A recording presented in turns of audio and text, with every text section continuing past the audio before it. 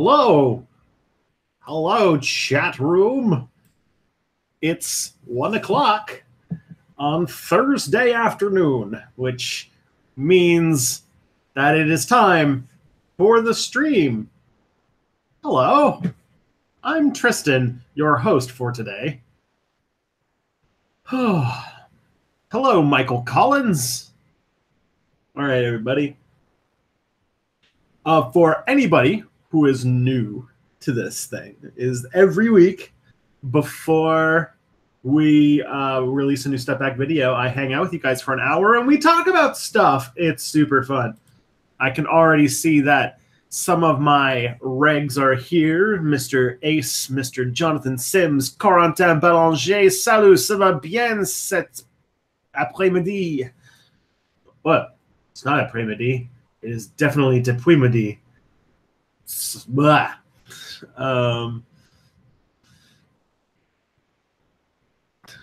Big Seltzer, who is our lobbyist here. He is he's the representative of the clown lobby who comes to my streams. I'm not exactly sure why, but yes, Big Seltzer. Sir Zhao Zhao. Ooh, we got the Kings and Generals guy here today. Hello, friend. Maximiliano.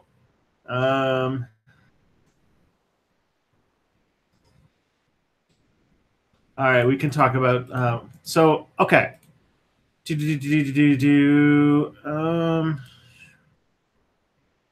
Okay, so for everybody who, yeah.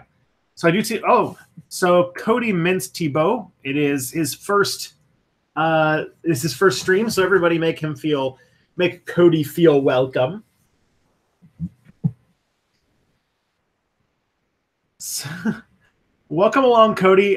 Good news is that no matter how late you join the channel, all of the old content is still around, so you still got plenty to watch. Yeah, Kings and Generals. I think I'm seeing you Saturday. That'll be fun. Okay, so everybody who is so for Cody and all the other people who this is new for them, basically I take some questions from the chat, talk to you guys, you know, try to keep things going, and see where things go.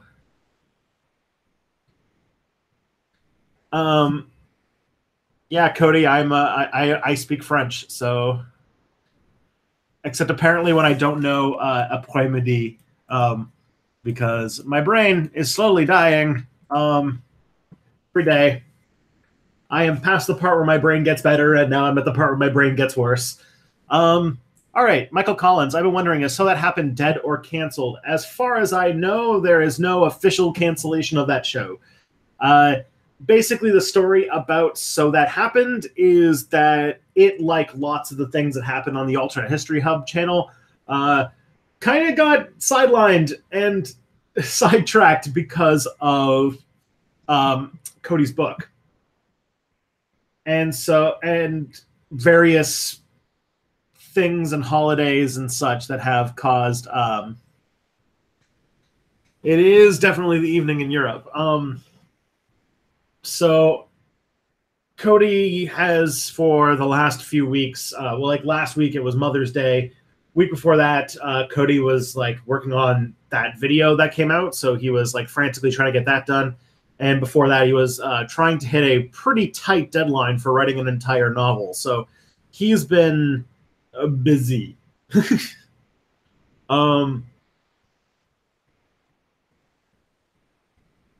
Yeah, so yeah, his Project Elantropa book is the one that is Cody should yeah. He should definitely do some stuff with Tiger Star. I should. Is Cody from Alternate History Hub a comrade? He is not. No, he's like a moderate. He's like a moderate Republican. He's like a what's it called?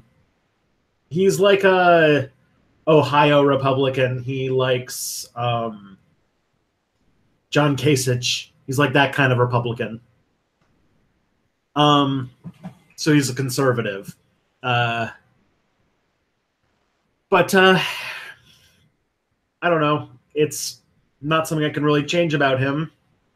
and he typically doesn't say he doesn't seem to come from a place of revanchism or hatred. So typically, I can get along with him, especially when booze is involved. So.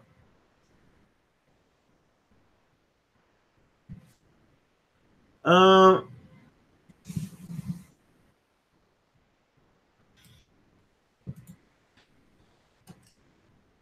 so yeah, the whole thing about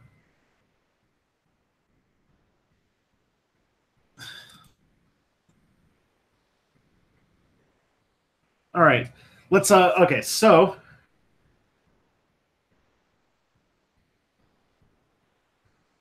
okay, so yeah, that's what happened to So That Happened. So That Happened still lives. It's still going to be a thing. Um, I'm hoping it'll just come back as soon as Cody is ready, which could be as soon as this weekend. I don't know. Trust me, it's as odd for you as it is for me because I every Sunday I'm never sure if he's going to be able to do it, and I am kind of waiting to hear what's going to happen. So that's like a thing. Um, did you see your friend's drawing? Yes, Comrade Ace, I did see your friend's drawing. It was very special. From what I can remember, is it's a bunch of pencil drawings of Stalin, FDR, and Winston Churchill. And oh boy, Winston Churchill looks strange, even stranger than he looks in real life. Well, now he's probably a skeleton, but before that. All right, I gotta turn off my speakers here. So,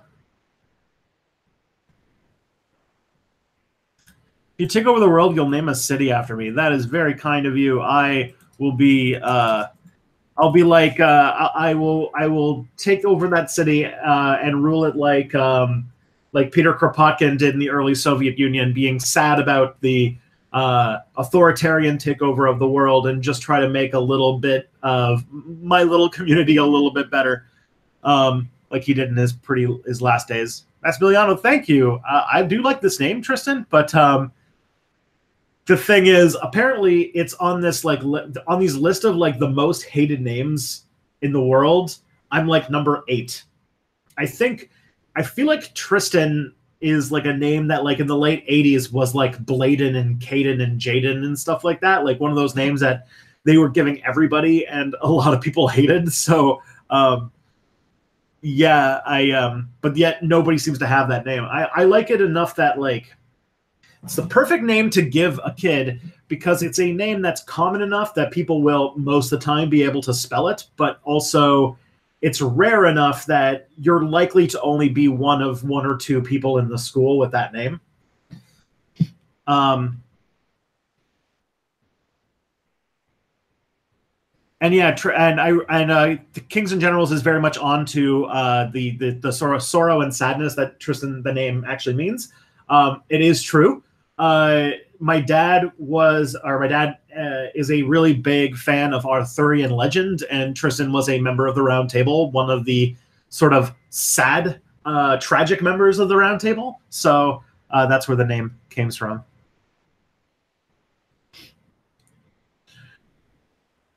I see MKS is here. Is this your first time in the stream? I did not. Oh, Michael Collins, you're saying that Red Alert's free now? Jeez. I played it mostly when I was in high school, so it's been like oh gosh, it's been almost 12 years since I've ever touched it. Hey girl, it's been nice you got out early, so you actually made it. How's the new job? All right. I haven't added that many questions. Well, welcome to the live stream, MKS. I have like not answered. I'm still on the first question. That's okay. I've had a very weird brain day, so we'll see how this goes. Red Alert 3 was a definitely weird game. All right, see you later, Sir Zhao Zhao. Good luck. You work at a pet store. That is a great place to work. I actually. Oh yeah, I could talk a little bit about that. I'll add it to my list. But I should probably get into the questions then. Okay, so next question I got is from 255 AD. So children born into uncontacted and unisolated or isolated tribes don't have the same educational opportunities as children born in societies like mine or yours do. Is that a bad thing? That's a hard question. Let's just say that yes and no. They don't get the same opportunities that we do, but also they live in a society that is sovereign and makes its own decisions. I do think that it results in those groups having a lower standard of living, but also we have a very poor track record. We have a very poor track record of making contact with these groups. And so, honestly, I think we would do more damage by not by trying to integrate them into the world system than by just letting them do their thing. Yeah, one of the big excuses for imperialism was to help subjugated peoples. You are right, clown lobbyist. All right, Comrade Ace, last week you said all non-French speaking Canadians have to learn French. Do French speaking Canadians have to learn English? Yes. In the Quebec Francophone school system, you actually learn a lot of English. Not only do you take English class pretty much right from kindergarten all the way to the end of high school, they get a much more comprehensive English education than the rest of the country gets a French education. And because in Quebec, you definitely need to learn English for like work and stuff. A lot of Quebecois people also take extra English class, and they typically try to do things like they'll do things like try to go to English high school or English university or English cégep to try and get more experience speaking English, because there's just because like if you don't learn English and French is the only language you speak, it's pretty it's your job prospects are very limited because you basically can't leave Quebec. Some hardcore nationalists think that's a good thing, but honestly, for most people like my age, where jobs are hard to come by even at the best of times, learning English is a very useful thing. And actually, a lot of Francophones get very good English skills.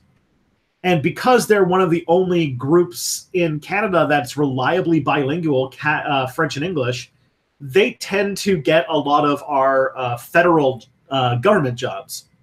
Like, there's a lot of jobs out there that require both English and French, and those are like those jobs. A lot of Quebecois people get those jobs. Alrighty.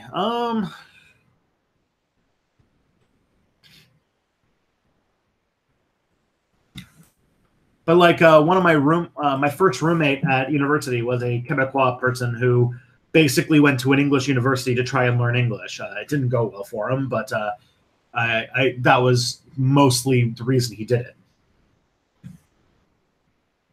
And despite what like CGP Grey will tell you, because CGP Grey seems against learning second languages, learning a new language is actually really useful, not just for being able to communicate with more people, but because it helps with neuroplasticity, and it helps with being able to understand things in different ways. Like I think that understanding different language is the way that we understand and conceptualize the world, and so learning multiple languages lets you think of things in different kind of idea constructs, and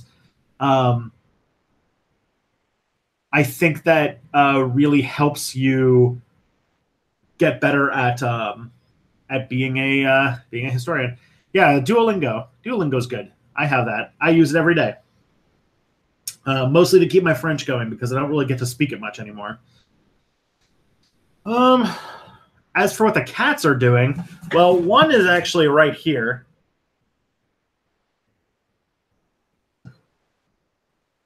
So,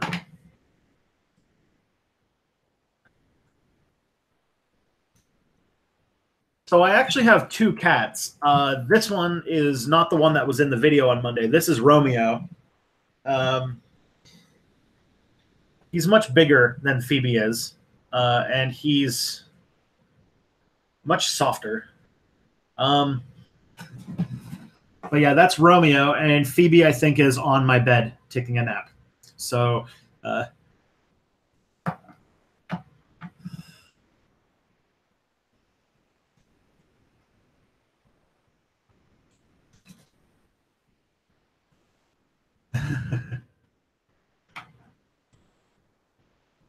he is definitely a soft boy.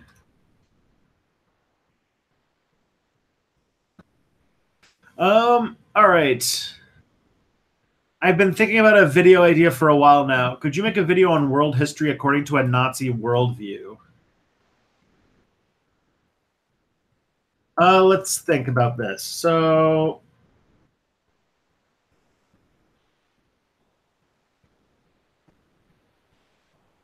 a Nazi worldview. There's a few people who have already done some interesting things like this. So, for one, I actually agree with you, Brendan Davis. I actually really like dogs, but I've never owned dogs, and I live in a tiny apartment, so cats are the way we're going. My wife doesn't really like animals at all, and so we mandated that I can only have 2 pets. So I can't get a dog until one of these cats dies.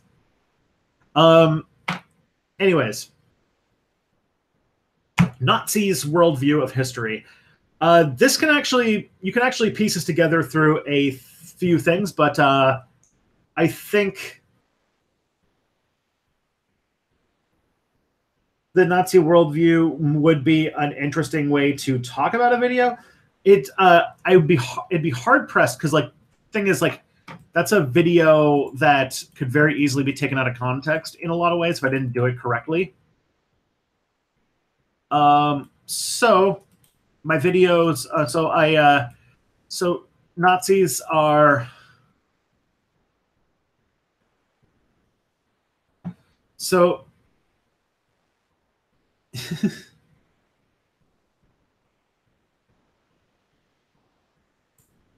so yeah, the thing about the Nazi worldview is, if you watch the Philosophy Tube video on Carl Schmitt, that gives you a really good idea about the worldview of Nazis. And actually, I have a video on scientific racism that's coming out next week.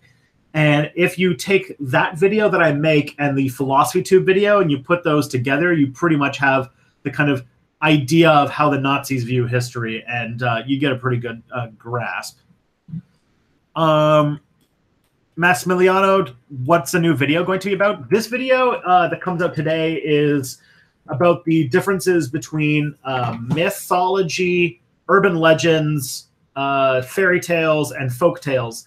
And it is talking about all of these as categories of folklore, and it uses as the sort of talking piece to go through them all is Slender Man. So this video is about Slender Man and folk tales.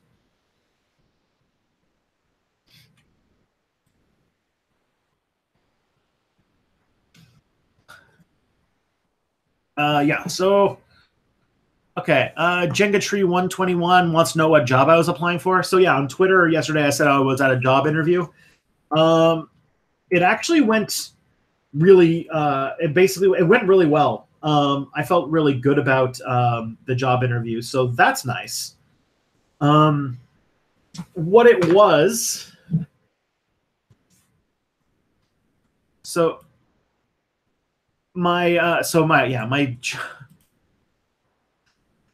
it was a job to be a videographer for a sort of small hair care product startup. I'm not going to go into details, lest I don't get the job. But and I'd also, I want to give them. I don't want to do anything to give the fact that I'm applying to their job any undue attention. But I applied for to basically be a person who would be in charge of a hair care company that, and I'd be kind of like natural hair care company, and I'd be trying to make like videos about their products and about like hair care and things like that to make videos for YouTube. So basically selling my like video making process as a day job. You know, not necessarily something I'm super into, but obviously, like, look at this hair. But it's environmentally conscious company, and it is a company that wants to hire me to make YouTube videos, which involves like, you know, getting better at making efficient and good social media content, which is, you know, what I'm doing for you guys right now. So I'm not complaining.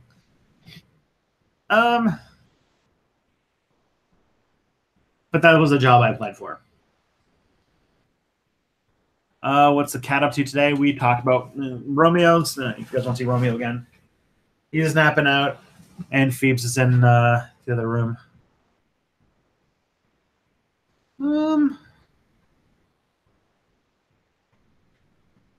So, your thoughts on Gray's opinion regarding curing death? I'm not sure. Okay, there's like, I will say there's something very strange about how about the kind of bioconservative backlash that happens in leftist circles against people who are talking about curing death. To me, curing death isn't so much about like, I mean, there is like the whole like Silicon Valley wanting to be immortal like crap, but to me, it's about, you know, biological immortality is kind of like the end goal of advancing medicine, and I don't see advancing medicine as a bad thing. So I'm a little worried. I think there's a lot of issues with the way that, you know, we're putting so much effort into like curing or like, you know, living forever, but we can't like, you know, get basic healthcare for a lot of people today. And I think that the distribution of healthcare is just as important as advancing like, you know, the cutting edge of healthcare. But you know, I can't control everything. I think that CGP Grey is a very rich person, and he doesn't. He's even admitted that he's not a very worldly person. He doesn't read the news. He doesn't get involved with things, and so he's a very myopic, kind of solipsistic person. And I can understand that. Yeah, he doesn't really care much about the bigger issues in the world, but makes a mean YouTube video. Were you ever conservative in the past? I don't think so. I kind of came into my political awakening when I was like a kid. Like when I was like 13, I remember they had like a kids election in my middle school, and I voted NDP in that one. And I know I had a friend of mine, one of my close friends, who said that I had been like a libertarian at some point in my past, but honestly, I don't remember that. I do remember being like a social democrat for a while, and maybe being a little bit of a shitlord like in my like late teens and early 20s. I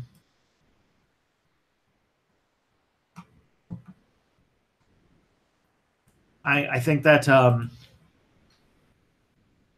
that is a big issue, or I think that it's been a progress, but I definitely think that my political trajectory has always been a rightward movement. So if that helps, or a leftward movement, sorry. Esperanto is the linchpin of the revolution. I like the idea of Esperanto. I wish that it could catch on. I know that it kind of has some Eurocentrism problems, but the idea behind Esperanto is pretty nice. Cats have the best lives. Get to be lazy and fed all day. What kinds of cats? They're both mutts. Like they're not like any breed. Like this is a gray cat with, I think they're both like silver tabbies, basically. Romeo. Oh man, he's loving this attention right now. S.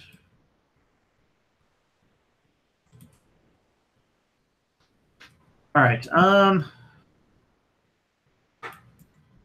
right. Lots of questions. Okay. If you could learn any language other than French or Spanish, what would it be? Arabic. I really want to be an Arabic speaker, and I think that that's the next language I want to learn. Very hard, would take a lot of like focus on my part, so it had to be something that I'd have to take a class for probably. Duolingo doesn't seem to want to teach Arabic, so I'm gonna have that's the next language I want to learn though. Definitely. Any thoughts of offering your content in 4K resolution? I do offer my content in 4K resolution. Arabic is a tough language. Yeah, I know it's a tough language. That's kind of another part about why I want to learn it. Maximiliano, wait, he knows Spanish?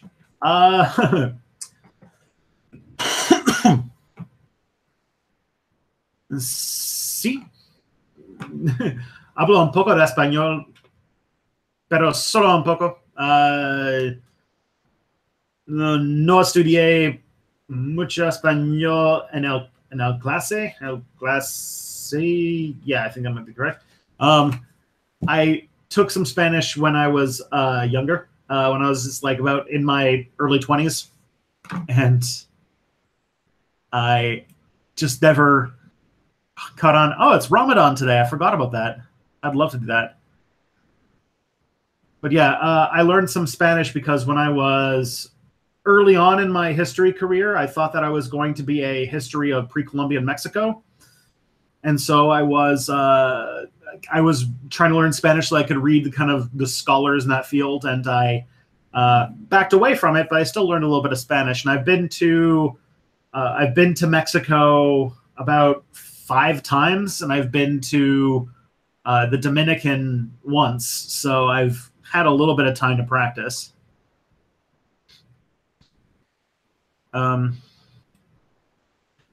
Question, I'm a future poor person living on BMI. Why should this bother me if my dim store 3D printers and VR headset are satisfying all my material and psychological needs? I mean, if you can have all of 3D printing and all those things cover your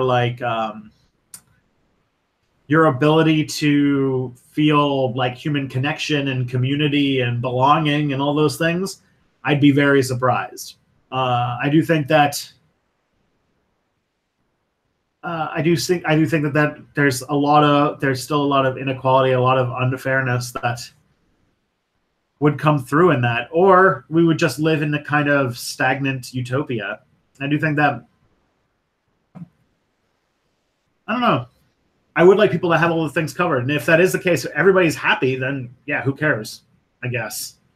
If you're living in Matrix luxury, then I guess, we won. We won the economy, guys. We fixed all the problems.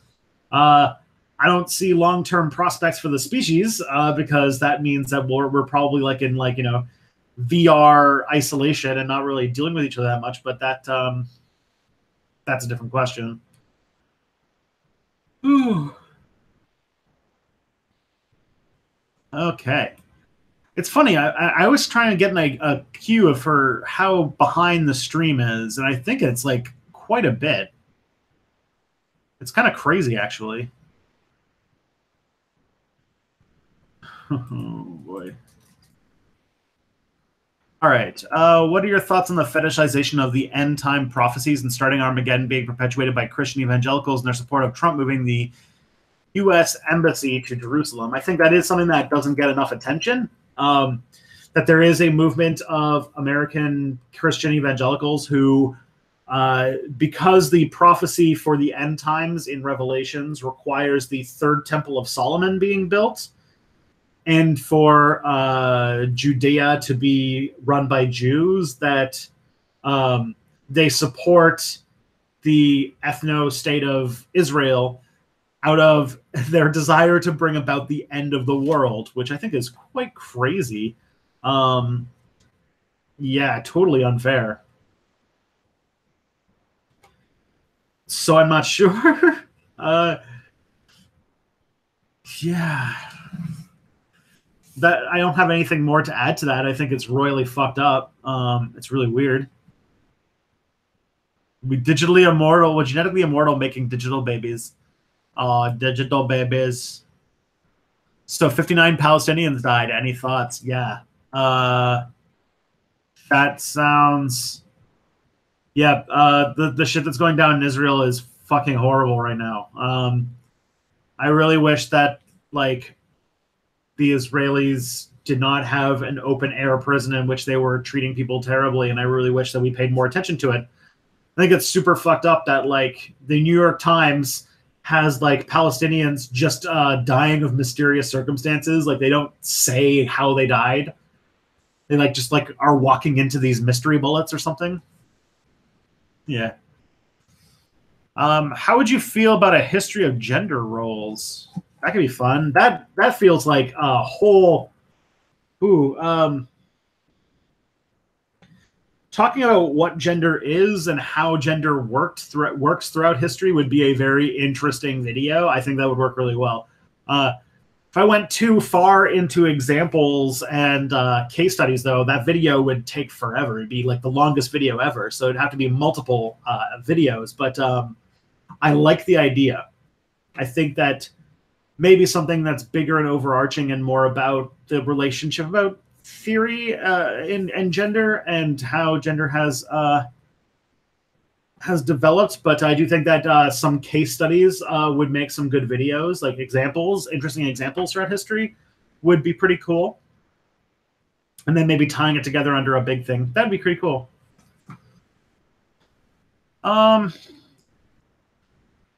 Nothing is more controversial than a video on Nazi science. Are you going to tie in some of the medical knowledge that was taken from the U.S. in exchange for lesser charges? Tie in Japan's medical unit. That doesn't go into my scientific racism video, but yeah. Good stuff, though. Good stuff to point out.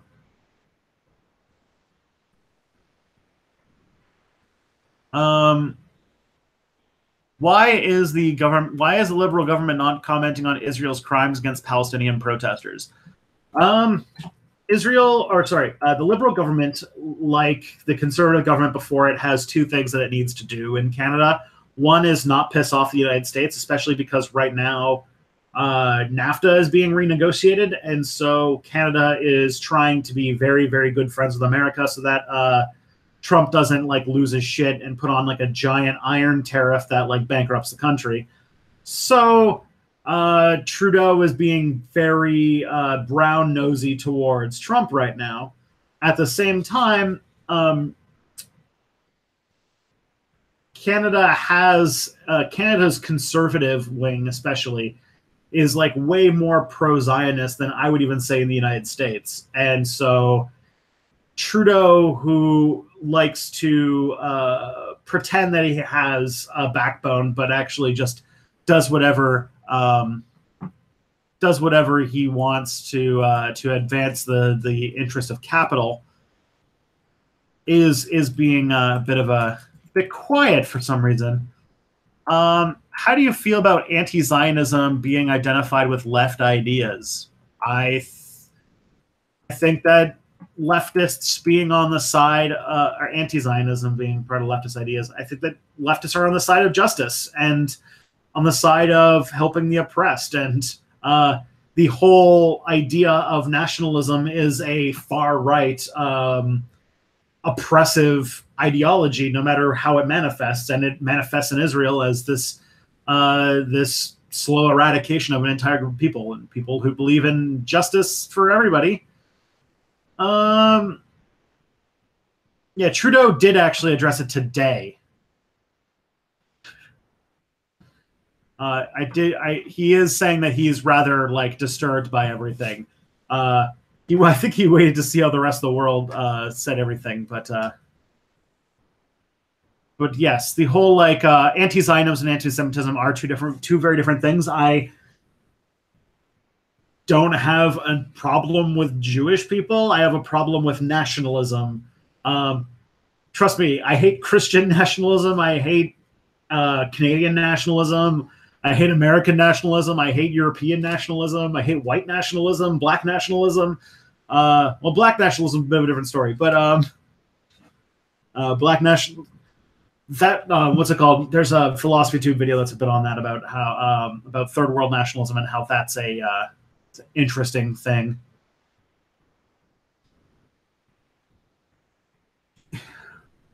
Any thoughts on Canada being a world leader on progressive social ideologies? I think that's like a thing that Americans think we are, but we're not.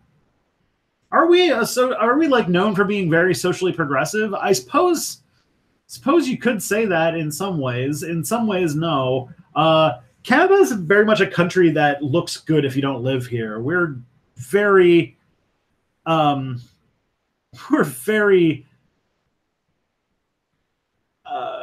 very repressive towards like the indigenous people who live here. Sexism, racism, homophobia, and everything is still fairly commonplace in this country. We have a lot of like we had a government not too long ago try to propose a barbaric cultural practices hotline to try to call basically anytime you see Muslims doing something Muslim in public. We have Quebec. We had the Quebec City mosque shooting like a year ago. So Canada is not as socially progressive a country as people like to think it is, though we do make bold, because of the way the Canadian government works, we do make bold new steps, like with the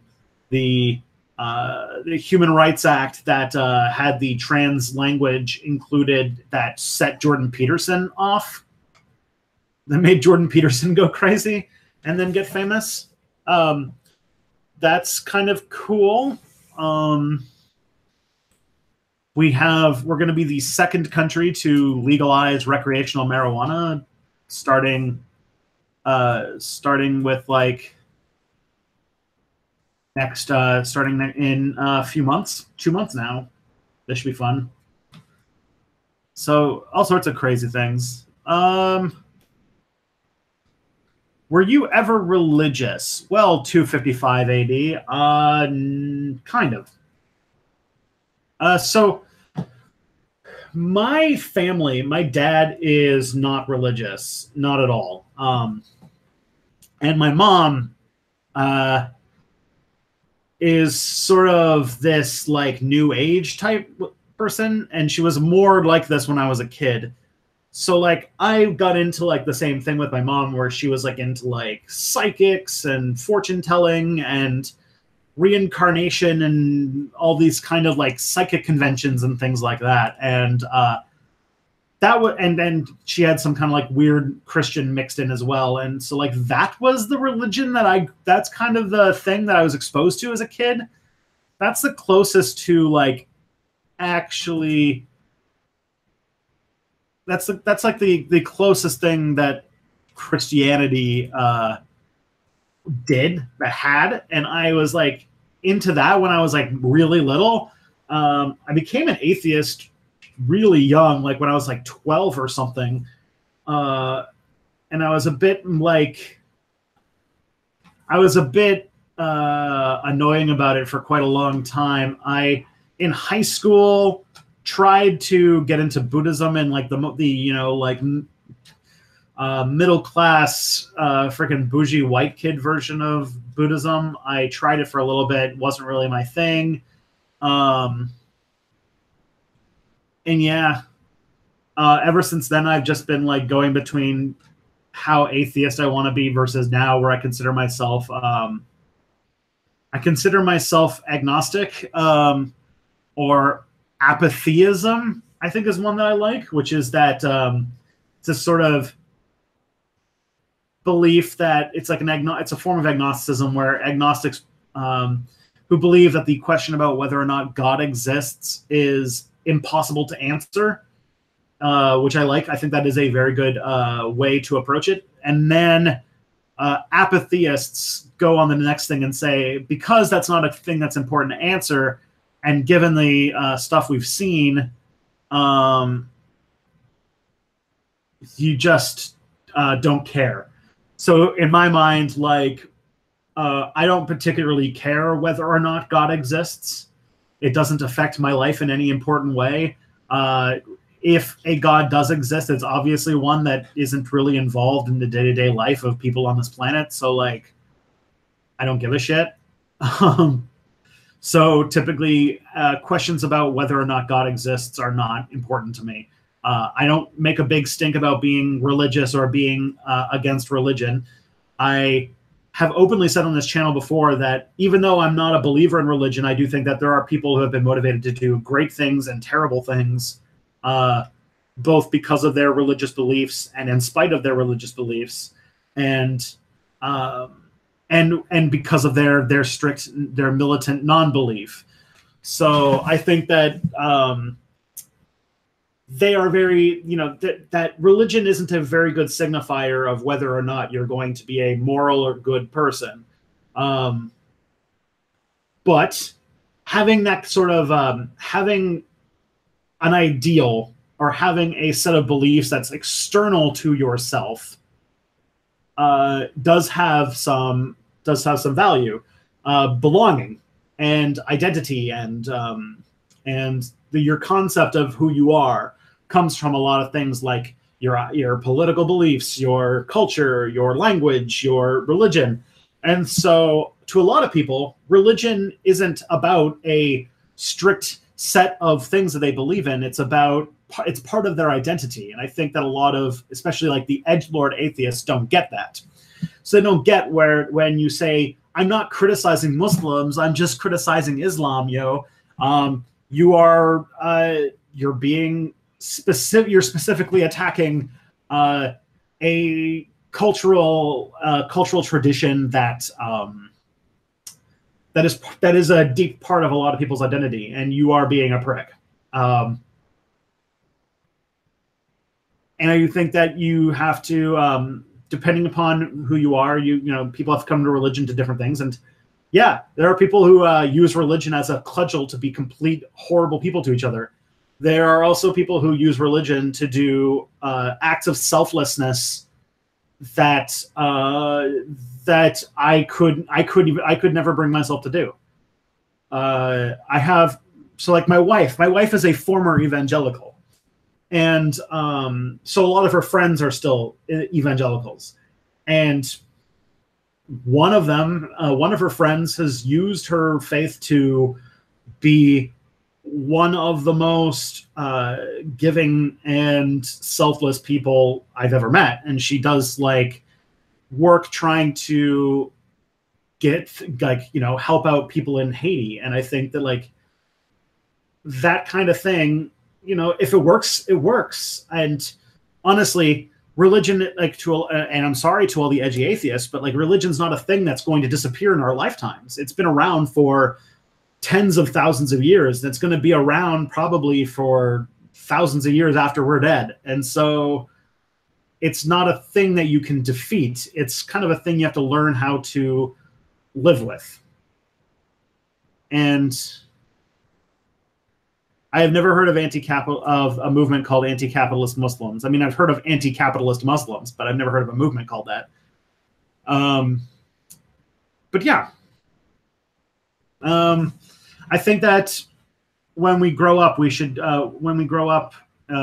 grew up like, in the peak of like the 2008, the Four Horsemen type of approach to religion. And I have a lot of regrets about the things that I have said and the things that I have believed about religion at that age, because I think that I've hurt people with things that I've said about religion that I deeply regret. And I think that I have seen people who have done amazing, beautiful things because of their devout belief in Christianity and Islam. And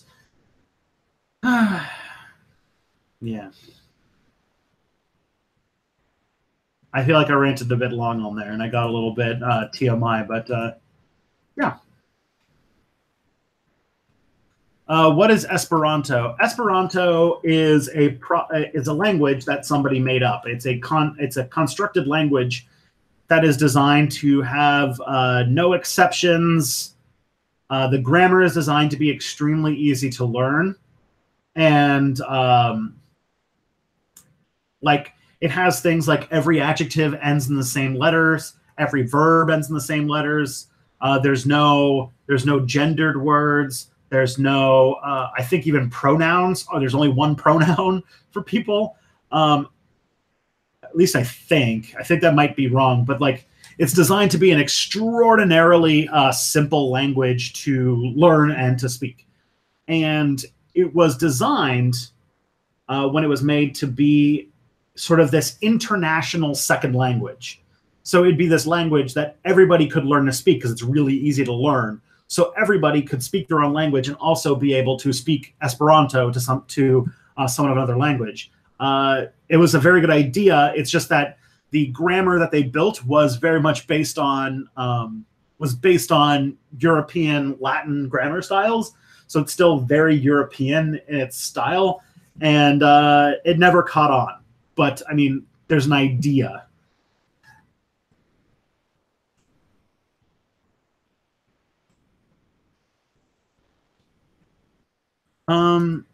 Would you rather live in 1984 or Man in the High Castle? Um, I mean, just purely selfishly, like I mean, both the worlds seem pretty awful. The 1984 world is very totalitarian, but you didn't specify whether I had to live in Ingsoc. I wonder if there's some fan theories about 1984 that in 1984 that like the oppressive Big Brother state is actually just England, and that if you leave, or just the British Islands, and if you leave Britain, the rest of the world is like perfectly normal, and like Britain is just isolated. And I think that might be, if that's true, then I'll live there. But because I really hate Nazis, if I had to live, Canada though, I think someone pointed out in the chat that Canada wasn't touched in the scenario in Philip K. Dick's The Man in the High Castle. I would really hate for like Nazi ideology to be that prominent and popular. I think that would do horrible things for the world. But then again, so would the totalitarian world of 1984. So I don't know. I guess like if I lived in like Cannon City or something, it wouldn't be the worst thing, but it would be pretty bad to have all those. I don't know. Rocking a hard place, man.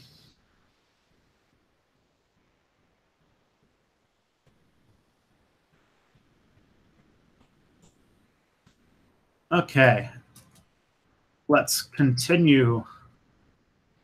The concept of a scientific fact as a social construct, considering people already don't trust experts enough, is that really a good idea for philosophers to tell them that? I think that it's important to talk about the social angle about how scientific facts are constructed.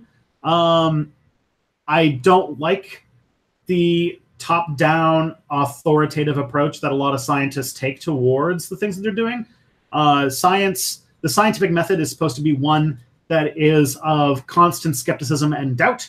Now, there are people who take it too far into embracing pseudoscience and garbage, but still, I think that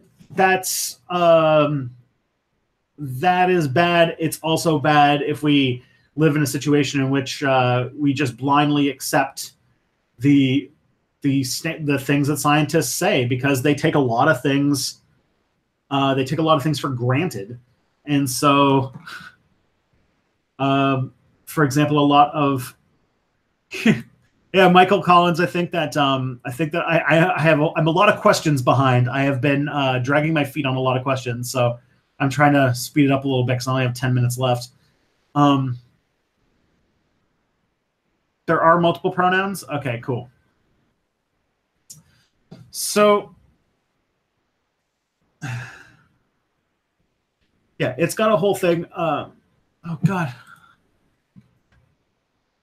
So the social construct of science, I think, breaking that down and looking into how it works, not only helps understand how science works and make science better for the process of it, but I think that it would help us with ideas like, for example, a period in which racist ideas were considered scientific facts.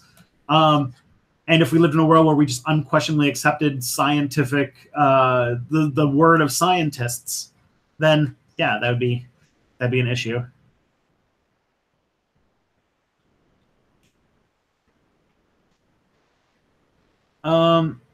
Yes. Yeah, Cody, you've got some. Yeah, there's some really cool stuff with uh,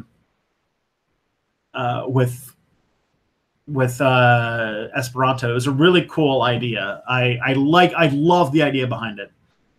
Have you seen the "This Is America" video by Childish Gambino? Yes, I have. I actually had I had always been meaning to listen to Childish Gambino. I had always been interested in listening to his music because I've heard that Donald Glover is like this secret genius and that his work is really, really good. So this America video kind of got me into like listening to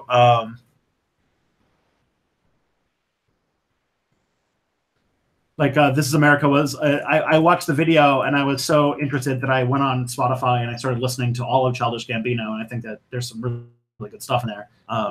Yeah. What's your opinion of Mariam Namazi? I don't know who that is, and I have not a lot of time to look him up or look her up. We only have 7 minutes left, so I gotta get to these questions real fast. Third world nationalism. I didn't even know it was a thing. Yes, look up kind of things like Arab nationalism and things like that. There's like movements that where nationalism was used in the context of anti-colonialism and building an identity after colonial conquest, and like that's the kind of stuff that that I was talking about. Are you waiting for weed to get legalized to get high? A little bit, mostly because I don't have a weed contact in Toronto and because shit's too expensive and I don't have that much money. Money has always been the thing that stopped me from smoking weed, not so much the law because it's very lightly enforced here anyway, but it's going to be legal soon, so I'll probably be able to buy it, and who knows what it'll be like price-wise, but yeah. But I have smoked weed before. I just never have been a person who did it on the regular. Is China communist and has it ever been communist? Same with the USSR. No. Their concept of communism is very much this like state, this authoritarian state capitalism. Communism doesn't exactly have a state. You can't really have a capitalist state. It doesn't or a communist state. There's no such thing because a communism necessarily gets rid of the idea of states. Isn't Esperanto the language of Liberland? Maybe. I've never heard of Liberland. I imagine it's one of those small rando countries that people have made up. How is race approached in Canada? Like growing up, Americans tend to be taught that bringing up or discussing race is rude. I think that's why there's such a backlash in social justice conversations. In Canada, we are kind of taught that Canada is less racist than America, and so talking about race and racism in Canada is considered either impolite or done through code. So in Canada, at least where I live, we have people who are just criticizing things like multiculturalism, and so like anti-multiculturalism is the way that they try to espouse racist ideas. And unfortunately, us like just deciding not to talk about it means that we gloss over a lot of important issues when it comes to race in Canada, especially towards people like the Indigenous people of Canada. We have a really big problem with the horrific treatment we treat the Indigenous people of Canada. Now, I know that the race discussion when it comes to those people is way more overt in like the West, but yeah, even so, it's we let racism flourish because for us it's considered impolite and improper to talk about it. When I go to the United States, I feel like people think more about race as like their main demographic category, which I feel like maybe country of origin or like what country they're from, because Canada has a lot more immigrants. I think that might be a bit of more of a thing, but I'm not 100% sure on that. I comparing how people talk about race between Canada and the United States would be a very interesting conversation to have, especially like with my wife, which we've talked about a little bit, but yeah. God Society is spectacle, and it's hard to understand what is the best way to read the book.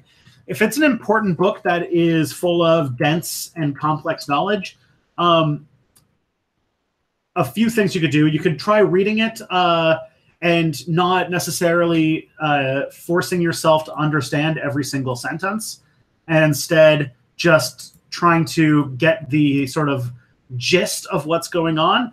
The other thing that you can do on top of that is, while you're doing that, try to read the book non-linearly, like read the beginning and read the end, and try to, through that, figure out what the main ideas are, and maybe have that try to help you with understanding the gist of the book without necessarily being able to understand every single argument. And then, of course, the other way to do it is to read up on work that other people have done online, which helps a lot. Like reading like people's analysis of it, or it's an academic book, so if you have access to like a university library, you can always look up book reviews of these books to get an idea of what the ideas are and what context those things are happening in. Those are the ways that I usually approach books that I'm completely confused about, like I did with the whole like body without organs rhizome theory thing, which is so crazy. But yeah. Michael Collins, I have heard about the whole thing about Caligula not being actually crazy, but being a kind of psychopathic genius. Yesterday, my dad said Jeff Bezos should get to keep his billions because he earned them fair and square. How do I convince him it's a bad way to view both ethics and economics? Oh, I have 2 minutes, and I don't really have much to answer in that. But if he earned his billions through hard work and effort, just ask him whose hard work and effort. Why is Jeff Bezos doing like hundreds of thousands of times more work than like the black mother of 3 who has to work 2 full-time jobs? Because I doubt that. Tristan, please, as a Canadian, fast poutine recipe for your foreigner subscribers like me. Well, fries, it's fries, brown sauce, and cheese curds. Cheese curds are hard to come by outside of like Canada. So if you can't get cheese curds, usually like shredded cheese will do in a pinch. I would recommend getting cheese curds though if you can. It's much better. And you get brown sauce, which is hard to get outside of Quebec. So most people just use gravy. Pretty simple.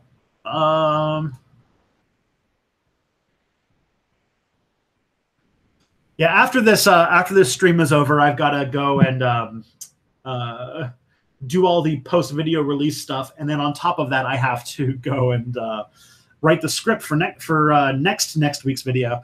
Would you ever debate people on YouTube? I'd have to think about it. It would be very hard for me to think through about what that would look like in a way that is constructive. It would depend on the person and what we were debating, because a lot of those conversations I feel would not be all that constructive, but we'll find out. All right, we're coming near the end. Thank you guys so much for all those questions. I feel like we had a lot of really good conversations today. Yeah, really good time. You guys have been great. Thank you so much, Wolframium. I hope you guys have a really great week. I hope you enjoy the new video. I'm pretty excited about it. And yeah, there it is. I hope you guys have an amazing week. I'll see you guys next Thursday. See ya.